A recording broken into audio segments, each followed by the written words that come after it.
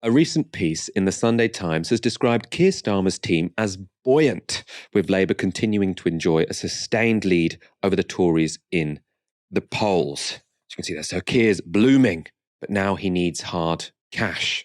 You can see, though, the problem there. In that headline, the party is short of funds.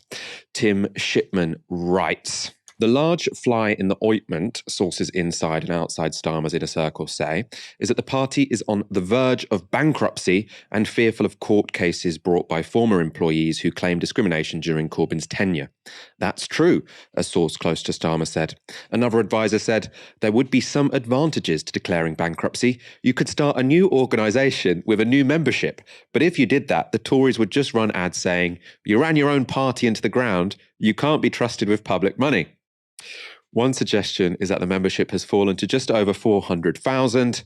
The figures I've seen suggest we've lost well over 100,000 members, and most of those were the people who knocked on doors. That's also millions of pounds no longer coming in, a source said. How big a problem do you think this is? I mean, it's kind of funny that they thought the only problem with, killing the party and starting a new one would be brand damage, not the fact that 400,000 members would have just been kicked out. That was actually the good, they liked that. We're like, we get to kick out the 400,000 people. That'd be pretty good. We'd love to start a new Labour Party. The only problem would be they might do attack ads saying that you bankrupted your own party. Now you're going to bankrupt the country. But that tells you something about the flimsiness of these people's commitment to progressive or left-wing values. Now, I happen to think, call me old-fashioned, is that there is something inherently good about participative democracies, right? Where you empower ordinary people to have a say in politics, whether that's at the ballot box, in their communities, or within a political party. I just think that's a good thing. And I think that that is a feature of any meaningful progressive organization that is worth its salt. All right, that's just what I think. And that's what, many of these, moderate social democrats would purport to believe in terms of the country as a whole, right? They see kind of European social democracy and go, oh yeah, no, that's nice. I like a bit of that. But actually, what they all are incompetent technocrats, right? They're not even good technocrats. They're really incompetent ones. So they're kind of, while there is this kind of veneer of progressive values, veneer of, liberal and democratic values. Actually, what lurks underneath it is a desire to be a middle manager who rules with an iron fist. All right, that's it. Now, the problem is for Labour is that there was a period of time where this worked for them, New Labour, and that was because there was essentially a deal made with the devil, Rupert Murdoch, to allow them the media coverage which could get them something like a decent hearing.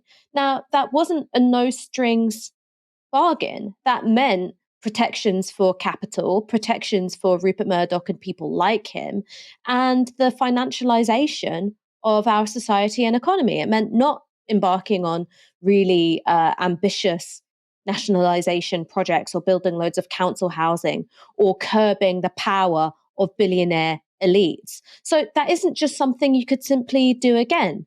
There isn't the leverage for, Keir Starmer, I think, to make up for a disempowered membership and a bankrupt party with kind of striking a similar kind of deal. He simply doesn't have the clout.